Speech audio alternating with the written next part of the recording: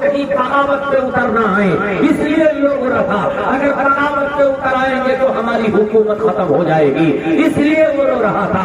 محض اپنی حکومت کی خاطر، اپنی حکومت کو مضبوط دینے، جان کو قوت دینے کی خاطر جب وہ رو رہا تھا، میں یہ کہتا ہوں اگر یہ مردود اس کا کرتوت اگر یہ حسین کے قتل سے راضی نہیں تھا تو میں اس سے پوچھنا چاہتا ہوں، تاریخ اٹھا کر دیکھ لو، اسی وقت اس کو شمر کو قتل کروا دینا چاہیے تھا، اسی وقت محمد بن سلمہ کو ماروا دینا چاہیے تھا، اسی وقت قولی کو قتل کروا دینا چاہیے تھا، اسی وقت عبید اللہ ابن سیاف کو معزول کر کے اس کو قتل کر دینا چاہیے تھا، لیکن یزید نے یہ سب کچھ نہیں کیا۔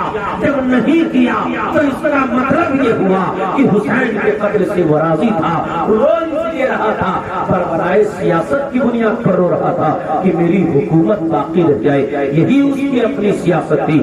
تاریخ کربلا اٹھا کر دیکھو تب آپ کو پتہ یہ چلے گا، معلوم ہوا جب یزید نے جانتے ہو دمشق کے جامع مسجد میں جانتے سب کو اکٹھا کرنے کے لیے بلایا اور جانتے امام زین العابدین سے کہتا ہے اے زین العابدین مجھے معاف کر دیں، آپ مدینہ جائیں جو چیز کی ضرورت ہوگی ہم آپ کو ساری ضرورتیں پوری کریں گے۔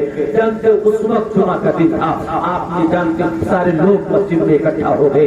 امام علی مقام تو اس نے اس حضرت امام زین العابدین نے یہ بھی کہا تھا کہ اگر اے یزید اگر تو میرے ساتھ کچھ رعایت کر سکتا ہے تو آج جمعہ ہے خطبہ میں دوں گا۔ جانتے اس نے کہا ٹھیک ہے آپ خطبہ دے دیجئے۔ حضرت امام زین العابدین جب منبر پر جاتے ہیں تو ایک بلیغ خطبہ دیتے ہیں اور خطبے میں جانتے ہو اللہ و رسول کی حمد کے بات کرتے ہیں۔ اے عبید اللہ ابن سیاف جانتے عبید اے یزید سن لے، خدا کی قسم پوری دنیا جہان جانتی ہے آج نمازوں میں اگر کسی پر درود پڑھا جاتا ہے تو درود میرے نانا کے اوپر پڑھا جاتا ہے۔ یہ کس نے کہا؟ امام زین العابدین نے کہا۔ اذانوں میں اگر کسی کا تذکرہ ہے تو میرے نانا کا تذکرہ ہے۔ یہ کس نے کہا تھا؟ یہ امام زین العابدین نے کہا تھا۔ منبر پر جو خطبہ دیا جاتا ہے اس میں کس کا تذکرہ ہوتا ہے؟ میرے نانا کا تذکرہ ہوتا ہے۔ یہ آپ نے جب کہا آپ اسی رسول کے شہزادوں کو تم نے قتل کر دیا، اتنے میں جانتے ہو قریب تھا کہ لوگ بغاوت پر اتر آتے دمشق کے لوگ، اتنے میں یزید نے مؤذن کو اشارہ کر دیا کہ تم اذان دے دو۔ مؤذن اذان دیتا ہے، جیسے ہی اذان دیتا ہے تو آپ منبر سے اتر جاتے ہیں۔ اترنے جانے کے بعد جانتے ہو یزید پھر آتا ہے آپ کے پاس یہی کہتا ہے اے امام علی اے امام زین العابدین آپ جائیں، ہم آپ کی ساری ضرورتوں کو جو ہونا تھا ہو چکا ہے، ہم آپ کی ساری ضرورتوں کو پوری کریں گے۔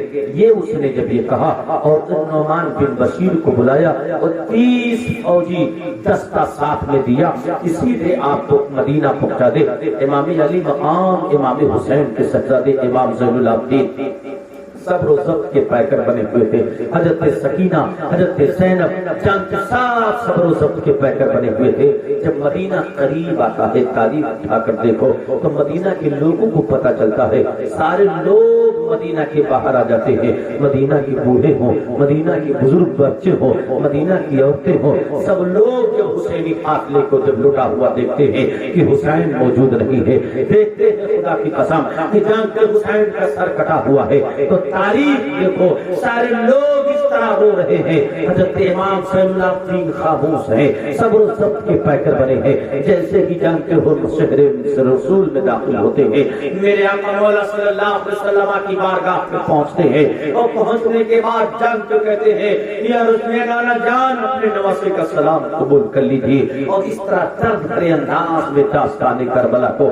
راستے میں جو مصیبتیں آئیں، جو ظالموں نے ظلم ڈھایا، اس سب کو جب بیان کرتے ہیں سارے لوگ رو رہے تھے۔ مردوں کی داڑھیاں تر ہو گئی، ان کے دامنیں بھیگ گئی، عورتوں کی آنکھیں بھیگ گئی۔ اس قدر اس وقت حضرت علی کے ایک صاحبزادے اس وقت مدینہ میں تھے جن کا نام محمد بن حنفیہ تھا۔ وہ قسم کھاتے ہیں کہ اگر پروردگار مجھے توفیق دے گا تو میں اپنے بھائی حسین کا شہادت کا بدلہ لوں گا، ایک کو میں چھوڑوں گا نہیں۔ تاریخ اٹھا کر دیکھو جب یزیدی نے امام علی مقام اور آپ کے ساتھیوں کو قتل کروایا اور یہ حسینی قافلہ لٹا ہوا مدینہ جب پہنچتا ہے، مدینہ جب یہ قافلہ پہنچا تو مدینہ کے لوگوں نے یزید کی بغاوت کر دی، مکہ کے لوگوں نے بغاوت کر دی، حجاز کے لوگوں نے بغاوت کر دی۔ جب یہ بغاوت شروع ہو گئی تو مسلم بن عقبہ نے 20,000 کا لشکر لیا اور دینے والا کون؟ یزید کے اشارے سے گیا۔ جان تو مدینہ کا رخ کرتا ہے. اس نے بھیجا کہ مدینہ کے لوگوں کو میری بیعت لے لو, اگر وہ مانتے ہیں تو ٹھیک ہے, نہیں مدینہ کو لوٹو. جب تو یہ یزیدی لشکر پہنچتا ہے 3 دن تک مدینہ کو لوٹا جاتا ہے. نبی کے جانتے ہو اس شہر میں اس طرح جانتے ہو 700 صحابہ تابعین و تابعین ملا کر 10,000 سے زیادہ لوگوں کو ناحق قتل کر دیا گیا. مدینہ کی گلیوں میں جان کر خون بہ رہا تھا. رسول اللہ کی مسجد جس کو مسجد نبوی کہا جاتا ہے, مسجد نبوی میں لوگوں نے گھوڑے باندھے, اونٹ باندھے, گھوڑے اور اونٹ کے لید و پیشاب منبر شریف پر پڑے. وہ جان کر میرے آقا جس کو فرماتے تھے ماں بینا بیتی و منبری روزۃ من ریاض الجنہ, جنت کی کیاری میں گھوڑوں کے لید و پیشاب پڑے. آپ اندازہ لگا لیجئے حضرت سعید بن مسیب جو کہ ہمارے تابعی میں تھے, وہ کہتے ہیں میں تو دیوانہ بن کر پاگل بن کر مدینہ کی گلیوں میں گشت لگا رہا تھا. یزیدی نے مجھے بھی پکڑا مگر دیوانہ سمجھ کر مجھے چھوڑ دیا. 3 دن تک مدینہ کو لوٹا گیا اور یزید نے اپنے فوجیوں پر اہل مدینہ کی 2 سیاحوں کو 3 دن کے لیے حلال کر دیا تھا. 1000 مدینہ کی جتنی عورتیں تھیں ان کے ساتھ جناب الجبر کیا گیا. 1000 عورتوں کے شکم بھی ناجائز حمل ٹھہرا گیا. آپ اندازہ لگائیے تاریخ